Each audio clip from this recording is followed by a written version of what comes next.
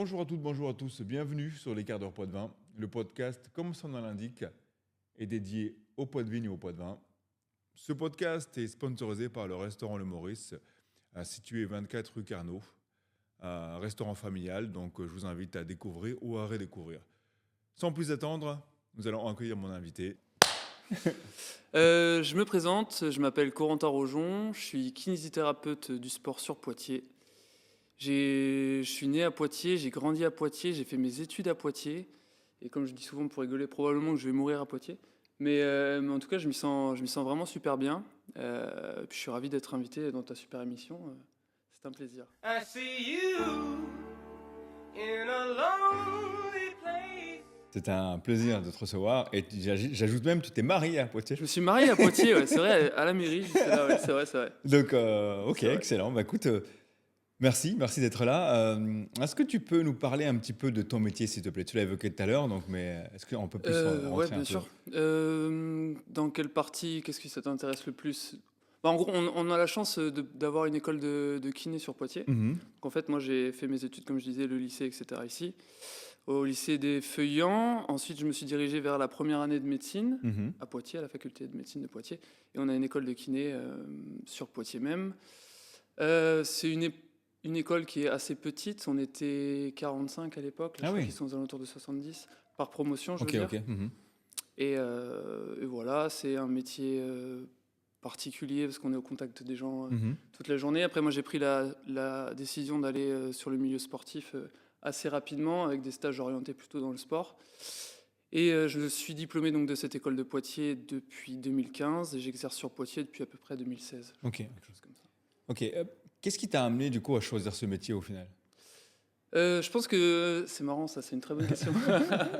Qu'est-ce qui m'a amené à choisir ce métier? Je pense que j'ai l'impression que quand j'étais plus jeune, on m'a un peu aidé. Enfin, on a aidé des gens de ma famille. Tu sais, il y a toujours, je sais pas, une blessure d'un Mhm. parent, d'un enfant, d'un proche qui te met un peu dans l'univers de la kiné. Tu te rends compte que finalement, c'est quelque chose de très utile pour la population générale. Mhm. Et j'avais l'impression que j'avais envie de rendre un peu ce service qu'on m'avait Ok. un peu aidé quand j'étais plus Ok, jeune. Ouais. d'accord. Ok. Ouais. Donc Ok. c'est ça, ça m'a toujours un peu attiré, ouais. Et puis au fur et à mesure, bah, tu découvres le métier en lui-même, les côtés social, le côté aussi réfléchir. J'aime bien me poser des questions quand je travaille, et ça, je trouve que ce métier nous aide énormément. Ok. Ok. Ouais.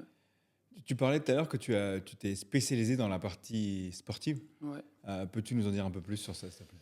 Ouais, avec plaisir. Donc moi, je suis diplômé de 2015, comme je disais. À partir de 2016 ou 2017, je sais plus exactement, j'ai un collègue qui m'appelle pour un déplacement avec le Stade Poitvin Volleyball. Mhm. Et de fil en aiguille, je lui dis oui, bien sûr, parce que c'était une opportunité incroyable pour moi. Merci à Simon Gourdon d'ailleurs de m'avoir appelé. Suite à ça, bah, je découvre vraiment le monde du haut niveau et je me dis putain, ça c'est incroyable. Mhm. J'adore ce côté performance, ce côté récupération, préparation et tout. J'ai trouvé ça vraiment génial. Donc j'ai effectué 3 années, je crois que c'est ça, 2 ou 3 années au sein du SPVB. Par la suite, j'ai aussi continué avec mon sport de cœur, entre guillemets, le handball, Mhm. en tant que bénévole au début avec le Grand Poitiers Handball. Et à un moment donné, bah, le hand a un peu performé, ils sont montés en N1 et il a fallu faire un choix en fait, entre le volley ou le D'accord. handball. Je ne Mhm. pouvais pas tout faire. Et ça, c'est 2020, je crois. Et à ce moment-là, il y a aussi le Crêpes de Poitiers qui me contacte pour venir officier chez eux en tant que salarié. Donc, tu vois, ça faisait 3 projets en même temps, j'ai pas pu tout faire. Mhm. J'ai décidé d'arrêter le volley parce que j'ai l'impression d'être à la fin d'un cycle à ce moment-là Ok. et de me tourner vers ces deux autres activités, donc le hand et puis le Crêpes de Poitiers. Ok, ok. Ouais. Et mais je crus voir aussi que tu es dans le basket maintenant. Je suis dans le basket, toi, tu parles. Non, mais ça, c'est aussi. En fait, j'ai l'impression que c'est un peu l'histoire de ma vie, c'est que j'ai des opportunités à des moments clés et je sais les saisir ou non en fonction de Ouais. mes envies. Et Mhm. là, en fait, il y a le tournoi de 3-3 en centre-ville de Poitiers, on s'était déjà croisés. Je crois qu'on s'est Exactement. rencontrés Ouais. là-bas à la Ouais. base. Et grâce à Sylvain et David, voilà, moi je me retrouve à en fait médicaliser le tournoi de Poitiers Mhm. basket, le tournoi 3-3. Donc c'était une super expérience. Et puis au fur et à mesure, bah, ça fait, je saurais pas te dire, je crois que ça fait plus de 5 ans qu'on le fait, Ah ouais, ouais, ouais. comme ça. Bah, le temps passe vite, hein. Ouais, c'est ça. Et c'est Ah ouais. génial, je prends un pied incroyable. En plus, il y a toutes les nationalités. Moi, c'est quelque chose qui me manquait un peu dans mon métier de parler anglais. J'adore parler anglais. Et Mhm. quand tu travailles dans le sport de haut niveau, tu es toujours un peu en train de discuter avec Ah oui, des athlètes de limite, t'as pas le choix, même. tu es obligé de parler anglais. Mhm. Donc ça me stimule énormément et franchement, c'est chouette. Ok. Et tu feras le basket encore cette année? Ça, hein? Après, Non, mais voilà. ouais, normalement, je sais pas, on verra. Ok. Un message à David. Ouais. On se rappelle, David. Dis-moi. Non, mais je pense que ça devrait le faire pour une ou deux demi-journées. Je pense Ok, que ça devrait ok. pas poser de soucis. Ok, ça roule. Donc voilà, après, j'ai d'autres activités dans le domaine du sport. Peut-être c'est ça que tu voulais me lancer comme perche, mais j'ai eu aussi la chance d'être appelé avec la Fédération française d'athlétisme pour des stages pour les jeunes du triple saut, pour des stages de saut en hauteur, de sprint, etc. Donc c'est des choses que je fais de manière ponctuelle et que j'apprécie énormément. Ça me sort beaucoup de mon côté cabinet ou libéral, c'est-à-dire qu'on part en stage, j'ai fait des destinations cool, tu vois. J'ai fait Tenerife, j'ai fait Clermont-Ferrand, c'est un peu moins cool, mais c'est fun quand même, Barcelone, etc.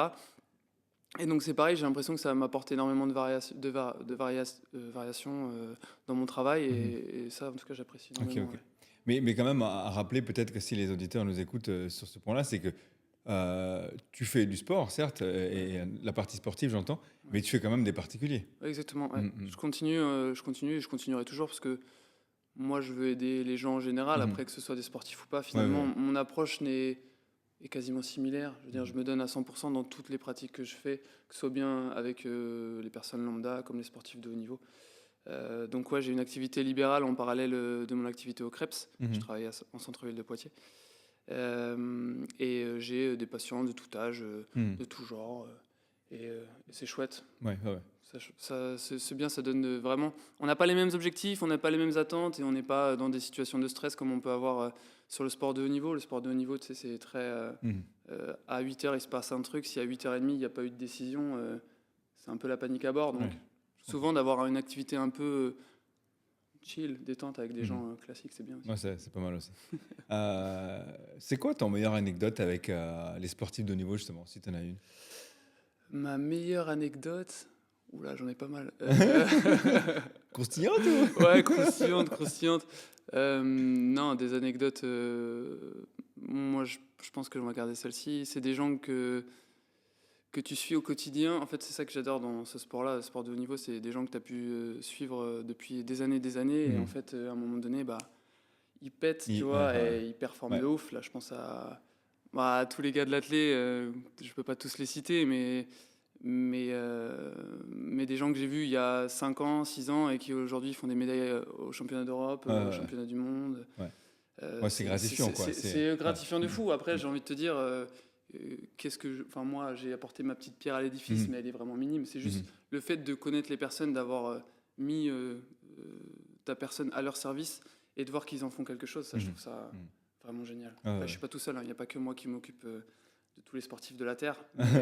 Mais je veux dire, c'est génial. Moi, je suis comme un fou. Avant, je regarde la télé, je vois des compétitions internationales, je vois des jeunes qui sont passés par le CREPS de Poitiers notamment, ou des gens que j'ai vus à l'extérieur sur d'autres disciplines, et je suis comme un fou. Ok. Et est-ce que justement tu gardes un lien avec les athlètes qui explosent et puis voilà, ils passent peut-être dans une autre dimension, Bien mais sûr.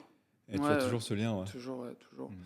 J'aime bien les féliciter sur leurs exploits, prendre des nouvelles de temps en temps. Je sais que ça, c'est en dehors de mon rôle de kiné finalement, parce qu'en soi, j'ai plus de rapport de soins ou très peu avec certains.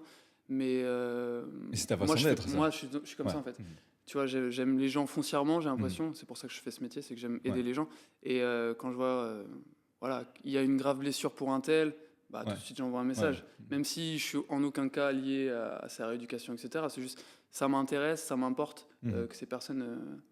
J'ai l'impression qu'il y a une relation de confiance qui se crée sur ces sportifs de haut niveau.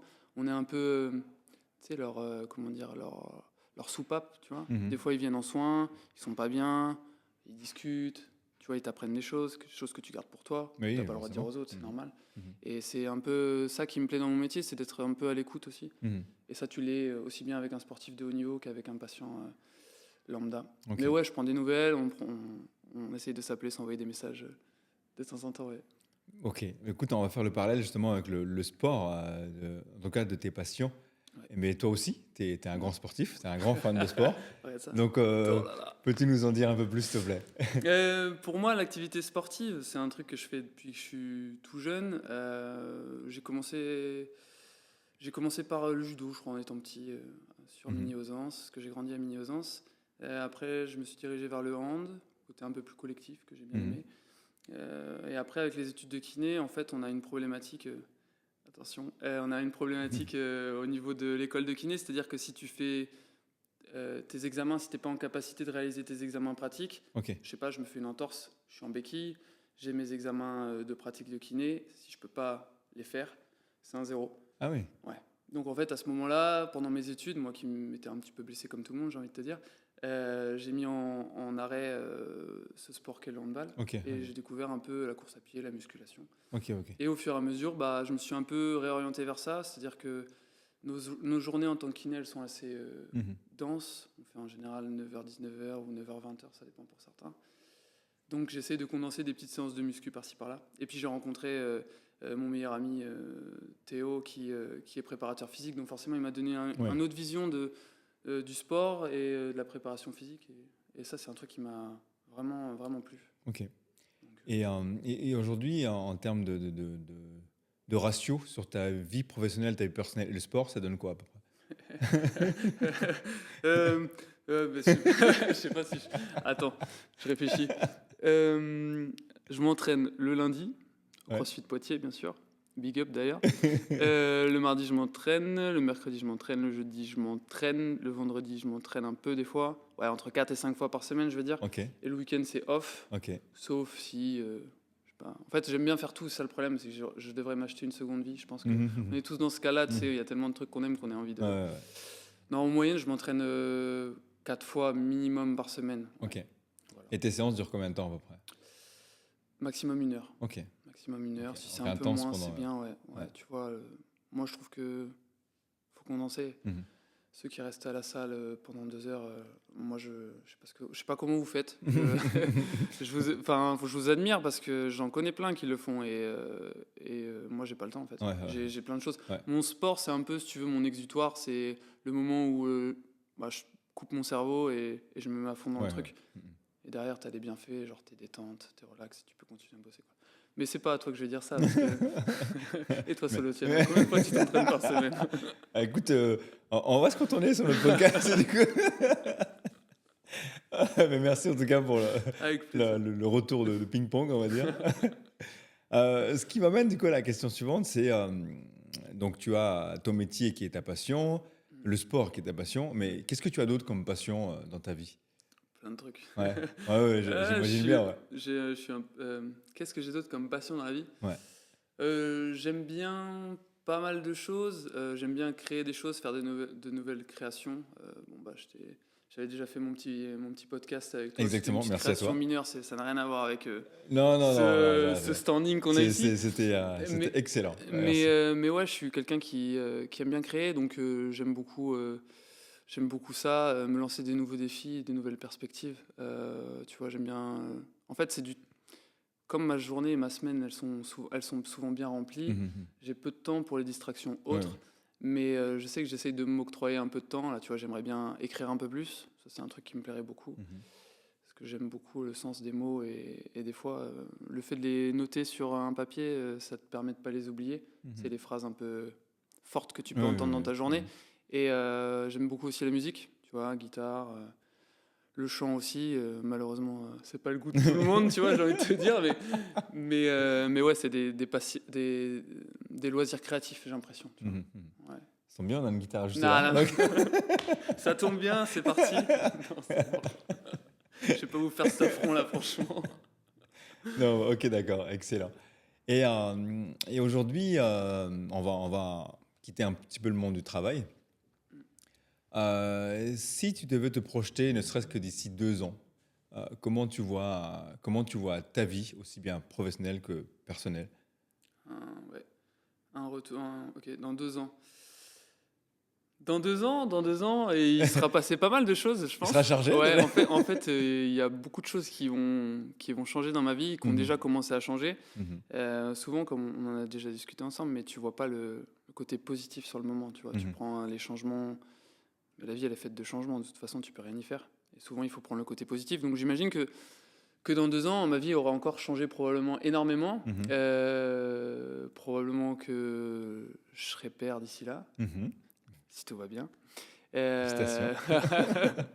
Si tout va bien, ça devrait aller jusque-là. Après, mon activité professionnelle, tu vois, je suis en contrat avec le CREPS de Poitiers jusqu'à 2025. Attends, non, pas plus que ça. 2026. Je viens de re-signer 3 ans, on est en 2024, donc 2027. Donc je serai encore en contrat avec eux. CREPS, Probablement que je continuerai à travailler dans le cabinet dans lequel je suis en centre-ville, bien qu'on a pour projet peut-être de déménager et de changer un peu de mode de fonctionnement. Après, j'ai envie de te dire, on verra le temps voulu. Mais d'un point de vue professionnel, je ne m'attends pas à de changements énormes sur ces 2 ans. Je pense que plutôt 3 ans peut-être. Ouais. Ok, d'accord. Parce qu'on a d'autres projets, mais Pour l'instant, pour le moment, tu sais, on travaille dans l'ombre et puis on verra. c'est on comme verra ça ce que qui ça se doit se passe. faire. Ouais, on a C'est comme on ça a que plein de, enfin, moi et les personnes avec qui j'ai envie de travailler, on a beaucoup d'envie et de projets pour plus tard. Là, on a une période où on va probablement tous être papa, plus ou moins à 1 ou 2 ans d'intervalle. Donc, je pense que ces 2 années vont nous permettre de prendre soin de notre famille et d'en profiter pleinement. Et suite à ces 2 années de boulot à la maison, on va dire, peut-être se relancer sur un côté pro un peu plus développé, quoi. Ok, je comprends. Aujourd'hui, on va prendre un peu plus de hauteur sur la vision, on va dire. On est fin 2024, début 2025. Qu'est-ce que tu as comme perception du monde aujourd'hui? Du moins, c'est quelle est ta perception du monde aujourd'hui? Ça, c'est une très bonne question. Je fais la version optimiste. On Non, fait la en version- vrai, je fais la version sincère. Il y a tellement de choses qui vont bien sur Terre qu'on a tendance à les oublier. En fait, c'est comme quand tu discutes avec quelqu'un qui te fait des remarques ou qui te dit des choses. Tu vas intellectualiser plus le côté négatif du côté positif. Tu L'humain vois. est comme ça, ouais. Et souvent, on est comme ça et malheureusement, on n'y peut rien. Et j'ai l'impression qu'il y a ce marasme ambiant. Je dis pas que les choses vont bien pour tout, c'est pas ça, mais peut-être des fois de se recentrer et de se dire putain, je suis en bonne santé, j'ai un toit, je peux manger, ma famille va bien. Et ça, c'est cool. Et c'est pas le cas de tout le monde. Donc peut-être, moi, ma vision des choses, c'est qu'on n'est pas assez reconnaissant de tout ce qu'on a et tout ce qu'on pourrait ne pas avoir. Après, quand on sort de son propre prisme et qu'on se met sur le monde en général, ouais, il y a quand même des choses qui vont mal. Et malheureusement, je pense qu'on n'est pas sur une pente forcément ascendante. Au fur et à mesure, peut-être je me trompe, j'espère que je me trompe, mais rester un peu... Moi, j'ai tendance à vouloir rester quand même optimiste vis-à-vis de l'avenir, que ce soit politique, environnemental, etc. De me dire que si on fait tous un petit effort dans une direction, je pense qu'on peut vraiment faire changer des choses. Après, je pense que ce qu'il faut retenir, à mon avis, ce que j'aimerais passer comme message, c'est plutôt la reconnaissance et la résilience. Se dire que voilà, je suis reconnaissant pour tout ce que j'ai et je serai résilient pour toutes les épreuves qui vont m'arriver pour essayer d'être une force motrice pour le monde, tu vois. Et moi, j'essaie de faire ça, en tout cas, auprès des gens que je côtoie. Excellent. Voilà. C'est quoi le meilleur... Et tes petites questions là, je m'attendais pas à ce genre de truc. J'aurais dû travailler, tu vois, j'aurais dû faire un calepin. C'est ça qui est bien. On est dans la spontanéité. Très bien on est joué, dans le... très bien joué. Et du coup, j'ai perdu ma question. Je t'ai perdu. Ouais, et ma question, c'était... oui, voilà. Jusqu'aujourd'hui, c'est quoi le meilleur conseil qu'on t'a donné? Aussi bien personnel que professionnel, toujours. Ouais. Moi, je pense que le meilleur conseil qu'on m'ait donné... Attends, je suis sûr que je peux t'en trouver un de fou. Il y a 2 choses. On va commencer par le premier qui me vient. J'ai un collègue qui m'a dit un jour, Corentin, ta plus grande force dans la vie, c'est d'oser. Et je pense que je suis de ce genre de personne. C'est-à-dire que j'ose énormément de choses, aussi bien personnellement que professionnellement. Tu vois, le fait d'arriver dans le milieu du sport, c'était un peu une aubaine. J'ai toujours voulu faire ça, mais finalement, tu es comme tout le monde. Tu t'investis bénévolement, mais le fait de travailler avec une équipe professionnelle, il faut être au bon endroit au bon moment, tu vois. Et à un moment donné, on t'ouvre une porte, soit tu la prends, soit tu la prends pas. Et moi, j'ai toujours saisi les opportunités qui me paraissaient importantes. Et je pense que ça, c'est vraiment les phrases qui m'ont marqué. Et la partie plus personnelle, pardon, qui pourrait me marquer, c'est plutôt crois en toi et fais-toi confiance. Mhm. Il y a plein de fois où, dans les relations avec les gens, au niveau personnel, tu sens des choses, mais tu n'es pas toujours sûr, en fait. Bah, des fois, si ton cœur le ressent, c'est que c'est la vérité. Mhm. Et qu'il faut... Il y a des gens qui t'attirent, tu vois, qui te disent putain, mais j'adore ce mec, il est incroyable. Putain, on se connaît pas tant, tu vois. Moi, je sais que c'est des effets qui m'ont un peu coupé le souffle en me disant waouh. Genre, toi, quand on s'est rencontrés, je me suis dit, mais Solo, j'ai l'impression qu'on se connaît depuis 1000 ans, tu vois. Ouais, Alors alors qu'on. Non, mais c'est pour de vrai, on vrai, a tu déjà vois. évoqué le sujet, on a déjà ouais. Et c'est des trucs où, bah, si ces gens ils atterrissent dans ta vie, c'est bien pour quelque chose. Et à ce moment-là, il faut en profiter pleinement. Faut pas se dire ouais, mais je sais pas, on se connaît pas trop et tout. Bah non, mais si le feeling passe bien et si vous êtes raccord sur les mêmes valeurs, bah pourquoi pas, on peut être amis, tu vois. Mhm. Et ça, moi, je trouve que dans tous les aspects de la vie, il faut se faire confiance, tu vois. Quand tu veux lancer un business, faut se faire confiance. Mhm. Quand tu veux créer un podcast, faut se faire confiance, tu vois. Et primordial. finalement, Ouais. c'est génial parce que ce qu'en découle, t'es encore plus fier, en Mhm. fait, je trouve. Ok. On va parler un petit peu des médias et des réseaux sociaux. Euh,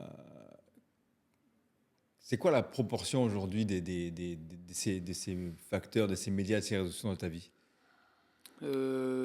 Limité. Ouais. Direct. Direct, limité. En fait, suite au Covid, non, mais suite au Covid, on avait fait un petit jeu sympa avec mon frère, et puis Jasmine, on avait mis notre temps d'écran. Uh-huh. On avait regardé un peu combien de temps on Ouais. passait par jour sur l'écran et je suis désolé mon ref Axel, mais c'est toi qui en avais le plus que nous. Il passait en moyenne plus de 30 heures par semaine sur son Ah oui, téléphone. oui. Ouais, mais moi j'étais pas mieux, hein. Moi, Ouais. j'étais à 20 et quelques, 25 heures presque. Ouais.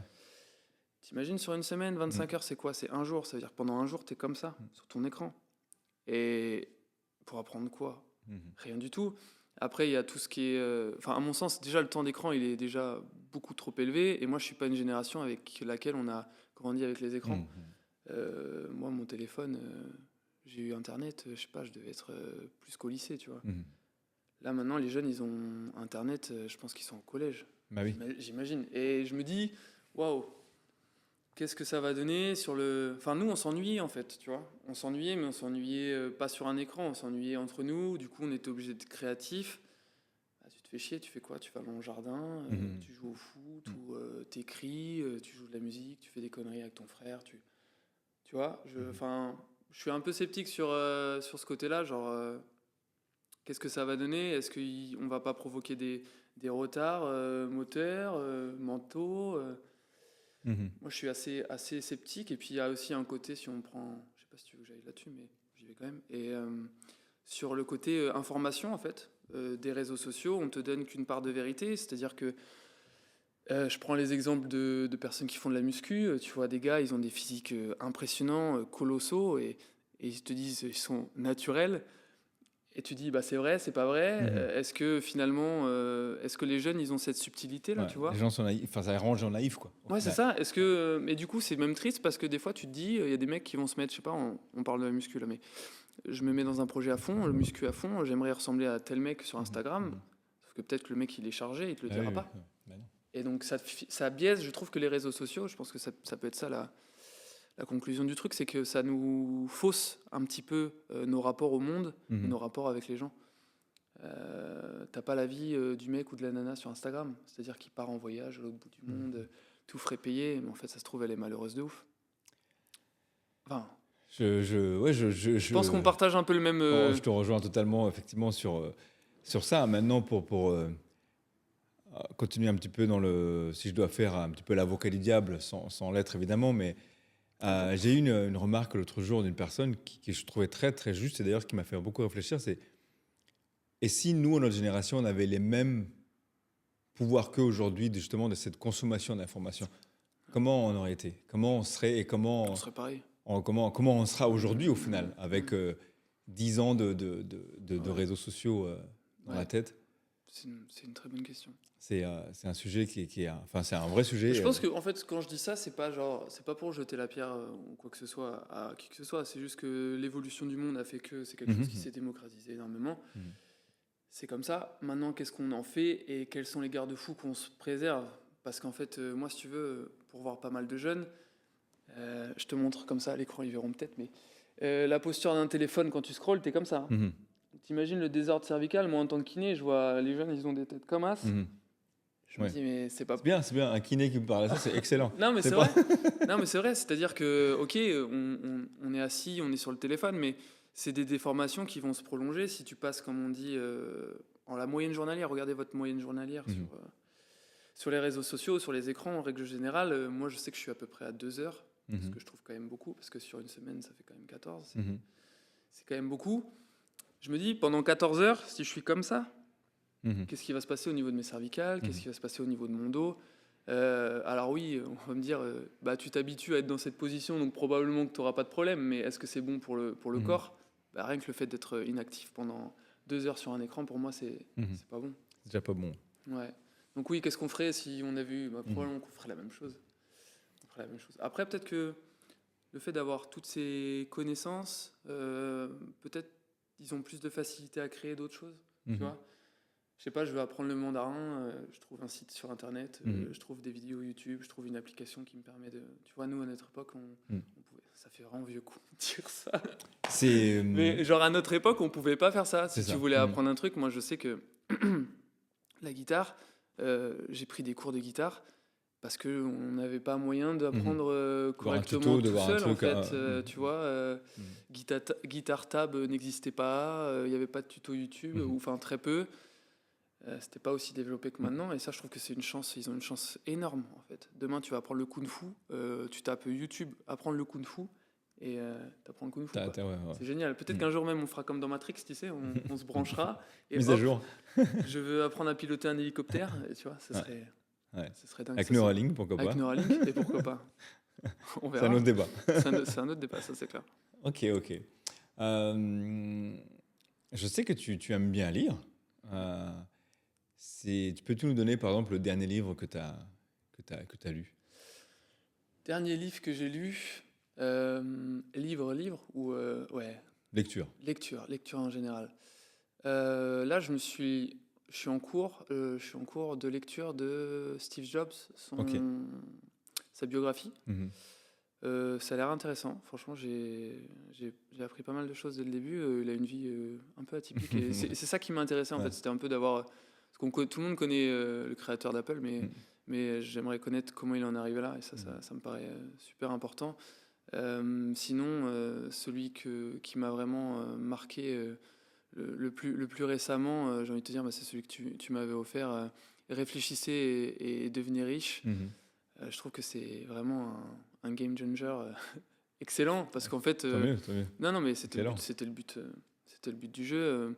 C'est des livres. En fait, je suis beaucoup dans le développement personnel. C'est des choses qui me parlent énormément et il y a quelqu'un qui m'a offert des livres et du coup, cette personne est à côté de moi, mais en fait, ça a encore nourri mon goût pour le développement personnel. Tu vois, tout un tas de livres. On va pas faire une revue exhaustive, mais je trouve que par exemple, là, on arrive proche des fêtes de Noël, Mhm. de s'offrir un petit livre bien pensé sur ce genre de thème, c'est très intéressant. Je pense à l'effet cumulé, qui est le fait de mettre des petites choses dans son quotidien pour améliorer sa vie au final.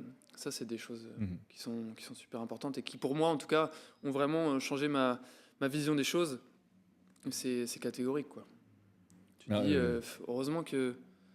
je me dis, j'aurais aimé lire ça plus tôt, en fait. Oui, Et après, en même temps, si j'avais été plus jeune, est-ce que j'aurais compris je suis du même avis que toi. Ouais. C'est sûr que c'est des choses. Ce qui est un petit peu paradoxal dans notre époque, c'est qu'on a tellement d'informations, mais encore faut-il choisir les bonnes. Au final. C'est ça. Choisir auprès de qui tu prends tes infos. Ouais. Ok. Alors, si aujourd'hui, on va prendre un petit peu d'auteur toujours. Mhm. Je te donne un tableau vierge, d'accord? Dedans, tu choisis un lieu, d'accord? Tu choisis des personnes que tu vas intégrer dans ce tableau. Tu choisis un moment en particulier de ta vie à mettre dans ce tableau. À quoi ressemblerait ce tableau? Un lieu, un moment, des gens. Ouais. Je pense que c'est même pas un truc que j'invente, c'est plus une scène que j'ai déjà vécue, je pense, tu vois. Je pense que le moment Le moment le plus fort que j'ai vécu, qui n'était pas si longtemps que ça, c'était mon mariage. Et quand tu te retrouves à la mairie de Poitiers, c'était incroyable. En fait, moi, cette mairie, je la trouve magnifique. Mhm. On était dedans, dans la salle des unions, salle des mariages, je sais pas trop comment ça s'appelle. La salle, elle est magnifique, tu vois. Il y a les vitraux, il y a le Mhm. parquet, il y a la cheminée. Il y a L'ambiance tous les- est là, quoi. L'ambiance, elle est terrible. Tu as tous les gens que t'aimes qui sont là, qui Ouais. sont assis, habillés comme jamais, incroyable. Moi, je rentre dans cette salle, je me mets à ma place, je reste debout, j'attends évidemment ma femme, tu vois. Et là, je prends une espèce de claque émotionnelle terrible. Et je suis là, c'est beaucoup trop fort. Et je la vois arriver au bras de sa mère. Et là, tu as les yeux qui commencent à s'embrumer. Tu te dis, mais waouh, ce moment, moi je crois énormément à ça, au moment et aux énergies. Et là, c'était vraiment un moment qui m'a transcendé. Et puis ça, après, pendant tout le mariage, bien entendu. Mais ce moment particulier où ouais, tu es en petit comité, il n'y a que ta famille proche. Et c'est un moment solennel. Il y a ton pote photographe, tu vois. Merci pour le non, clin mais d'œil. c'est vrai, il y a ton pote photographe. Et quand tu vois les clichés qui ont été pris, bah, à chaque fois, quand on les a regardés, on a pleuré, en fait. Ouais. Parce qu'on s'est C'est rappelé beau, hein. cette beau. scène, ce moment, les gens, l'amour qu'ils te donnent. Et je trouve que des fois, il n'y a pas besoin de parler, en fait. Mhm. Juste, il y avait un silence. Et C'est très beau. C'est très, très beau, je et confirme. c'est suffisant, tu vois. Genre, en fait, on est là et on se sent, en fait, sans se parler. Et ça, je trouve ça magnifique. Mais écoute, merci pour ce tableau. Avec plaisir. D'ailleurs, je souligne, parce que du coup, ça n'a rien à voir avec le podcast finalement, mais c'est vrai que cette question, je la pose assez souvent. Et je crois que tu es la première personne à me répondre sur ce qu'elle a déjà vécu. Ouais, Et spécial. non sur éventuellement un futur. Ouais. Et je trouve ça hyper intéressant, parce que du coup, cela montre bien qui tu es, ta personnalité, et comment tu perçois les choses en fait. Donc, je ne vais pas rentrer dans le détail de ce que j'ai envie de te dire, mais en tout cas, Je suis content alors. c'est bien, c'est fort. C'est hyper bien. positif, tant mieux. Voilà, c'est ça. Ah non, mais C'est c'est vrai que je suis. Mais je pense que tu es un peu pareil que moi, c'est peut-être pour ça. Le Mhm. côté vivre des choses, des émotions, j'en ai des milliers dans ma tête comme ça, si tu veux. Mhm. Moi, j'ai des moments de vie où, waouh, je me rappelle, ça n'a rien à voir. Hein. Et je me rappelle être parti en vacances au Maroc avec mes potes pour faire du surf. Et je me rappelle de cette vague, tu vois. Mhm. Mais c'est rien, hein. Mhm. C'est une vague. Hein. Ouais, mais t'as kiffé quoi. Coucher de soleil, Ouais. vague de fou. Mes potes qui sont à côté en train d'hurler parce que la vague elle est magnifique et que je suis dedans. Et genre là, j'ai encore cette image et les sensations du truc. Et j'étais là, waouh, ça c'était un moment Ouais. puissant en fait. Ouais. Et tu dis, des tableaux comme ça, faut se les garder. Et puis Mhm. c'est pour ça que je parlais d'écriture. Des fois, parce qu'en vieillissant, on oublie finalement Bah oui. des trucs comme ça. Mhm. Et je pense que ça peut être. Enfin, moi, ce serait mon objectif Mhm. d'écrire un peu plus ce genre de choses. Ouais. Ok. Et demain, je demande à un ami commun ce qu'il pense de toi. À ton avis, qu'est-ce qui ressortirait de cette discussion? C'est là où tu me sors une vidéo et le mec il dit pas du tout ça. L'invité Oh mystère. putain, invité mystère. C'est qui? Oh putain, Théo peut-être? Non. Qu'est-ce qu'il dirait de moi? C'est marrant que tu dises ça parce que j'ai eu la réflexion hier en me disant que je pense pas être une mauvaise personne. Je pense être même quelqu'un de bienveillant. Tu vois. Mhm. Et je me suis dit ça tout seul. Tu sais, c'est bizarre de se dire ça tout seul. Des fois, Mais on se sent pas légitime. Non, mais je suis d'accord. C'est des trucs où tu te sens pas légitime de te le dire, mais en fait, je pense que je suis une belle personne. Et je pense que il n'y a pas de honte à dire que bah, on est gentil, on est serviable, on est souriant. J'ai l'impression d'être solaire. Mhm. J'ai l'impression d'être motivant et déterminé dans tout un tas d'aspects de ma vie. Je suis généreux. Je suis généreux même si mes potes avaient tendance à me caractériser un peu de pince à l'époque où j'avais moins d'oseille. Et voilà. Fais attention. Hein? Tu faisais Je faisais attention. attention, ouais. Mhm. Ouais. C'était toujours difficile de sortir les billets de la poche. Tu sais. Mais non, j'ai l'impression d'être généreux et surtout, moi, je pense que l'une de mes qualités, c'est de dire les choses aussi. Mhm. Tu vois, quand les gens, je les aime, je leur dis et je leur fais sentir et je leur fais comprendre. Et il n'y a pas de tabou, il n'y a pas de gêne en fait. J'ai pas. Pendant un temps, je pense qu'en étant plus jeune, j'étais sûrement complexé Oui. d'être un peu sensible parce que ouais, je pleure. Ça m'arrive. Je suis quelqu'un qui est sensible. Genre, Mhm. je regarde des trucs, des dessins animés, je peux pleurer, tu vois, Mhm. parce que ça m'a touché Ouais. et que j'ai une espèce de catharsis. Le dernier film qu'on a regardé, c'était Jury numéro 2 de Clint Eastwood là, Waouh. Et c'était terrible. Et tu te mets vraiment à la place du personnage. Et moi, j'ai cette capacité-là de se mettre à la place des gens, d'être empathique. Peut-être que ce serait ça qu'il dirait. Que je suis empathique. Et je pense qu'en tant que kiné, on a besoin d'être empathique de toute façon. C'est lié, quoi. Donc finalement, tu vois, toutes les pièces du puzzle, elles font que c'est pour ça que je suis là où je suis aujourd'hui. Ouais, j'ai l'impression d'avoir pris le bon chemin. En tout cas, le jour où je me sens plus bien dans ce chemin-là, j'en prendrai un autre. Et ça, j'ai pas de gêne à ça. Mais je pense qu'il dirait probablement souriant, jovial. Non, mais je confirme. Ouais, c'est ça. Je confirme. Chouette. Désolé d'avoir fait un portrait de moi, tu sais, genre hyper... non, des fois... Mais c'est important. C'est important. C'est vrai que c'est pas le sujet du podcast, mais c'est important de s'aimer soi-même avant de pouvoir aimer les autres. Si j'ai envie de résumer un peu le truc, ça serait dans ce sens-là. Ça fait partie des phrases qu'il faut noter. Ça. c'est important. Comment tu vas être bien avec quelqu'un si t'es pas bien avec toi-même, c'est toujours pareil. D'ailleurs, petit tips, j'ai retrouvé cette info ce matin. Les statistiques en fait des gens qui font des vœux au Nouvel An, parce que ça arrive bientôt. Ceux qui font des vœux à l'oral concrétisent leurs vœux uniquement à 4%, et ceux qui l'écrivent 46%. Petite info comme ça. Ça m'étonne pas. Prenez un crayon et une feuille, s'il vous plaît. Ça m'étonne pas. En fait, le fait de le mettre sur le papier, tu peux t'y confronter plus facilement. Bien sûr. T'ouvres ton book. D'avoir un petit cahier où on note ses pensées, c'est pas mal pour ça. Mais je crois qu'il y a pas mal de gens qui font ça, tu sais. Marc Aurèle, le premier. Ouais, c'est vrai. J'ai des gens qui me racontent ça au cabinet. En fait, ils notent leurs vœux, leurs souhaits pour 2025. Et en fait, à la fin de l'année, on ouvre la boîte avec tous les vœux de chacun. Qu'est-ce qui s'est réalisé? En fait, à force de le faire, finalement, tu te donnes une ligne motrice. C'est génial. Une directrice même. Ça, c'est chouette. Tu veux le faire? Mais tu sais que, oui, mais moi, je suis passé du coup au Remarquable depuis quelques années maintenant. Donc, Remarquable, c'est une tablette juste pour lire et écrire, rien d'autre.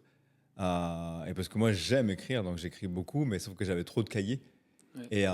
Et du coup, le fait d'avoir ce support me permet d'avoir en fait toutes mes notes, systématiquement en temps réel. Donc ça, c'est quelque chose d'assez formidable. Okay. Donc, idée cadeau. C'est une très très bonne idée. Idée cadeau. Je connaissais pas, je savais pas que tu faisais ça. Ouais, c'est vraiment un outil formidable. Donc, je sais pas si je vais avoir des actions chez Remarquable, mais à chaque fois que je peux le glisser, je... 10% avec le code Solotiana. Voilà, c'est le cadeau. Mais c'est un très très bel outil. Franchement, je le recommande à tout le monde. Okay. Peut-être que si vous entendez ce podcast et vous allez chercher justement cette fameuse tablette, c'est un peu cher. Okay. Mais pour ceux qui aiment écrire et qui aiment avoir leurs notes, parce que déjà, la Remarquable, tu as la sensation d'écrire sur une feuille, donc déjà pas sur l'iPad par exemple. Voilà. Enfin bref, du coup, c'est quand même un outil très très très, très bien. Okay. Revenons sur notre podcast. Coco, je vais te donner le mot de la fin. Qu'est-ce que tu pourrais nous dire, s'il te plaît, un conseil? Est-ce que tu veux le mot de la fin? Il est à toi. C'est moi qui ai le mot de la fin. Ouais. Merci déjà de nous avoir écoutés jusqu'au bout. Pour ceux qui sont arrivés jusque-là, je m'excuse des petits bafouillements ou quoi, mais c'était spontané. C'était spontané et je pense que moi, c'est tout ce que je souhaite aux gens, c'est de la spontanéité, plein d'amour, plein de bienveillance, parce qu'avec de la bienveillance, il se passe que des bonnes choses. Et je souhaite plein de bonnes choses à toutes les personnes qui entendront ce message. Et c'était vraiment un grand plaisir de partager ce moment avec toi, d'échange et d'interaction. J'en garderai un super souvenir. Dans ce petit canapé et tout. T'as vu, petit canapé. Trop bien installé et je suis content de faire partie de l'aventure en tout cas. Écoute, Coco, moi je t'appelle Coco du coup. Merci d'avoir joué le jeu, d'être venu dans ces canapés. Merci à Maurice d'ailleurs au passage, petit clin d'œil. Fruit de mer, bisous. et merci d'avoir joué le jeu et merci d'avoir surtout joué la spontanéité. Parce que le but de ce podcast, c'est qu'il n'y a pas de questions préparées en amont. Donc c'est ça aussi l'intérêt de la chose. Donc merci à toi. Moi j'ai une dernière petite question pour toi. Qu'est-ce qu'on peut te souhaiter dans les 12 prochaines années? D'être heureux, direct. Écoutez, l'argent ne fait pas le bonheur, juste le bonheur tout court. Ok, c'est le mot de la fin. Voilà. Et je te souhaite aussi d'être heureux et je souhaite à tout le monde d'être heureux de ouf. Merci, encore merci.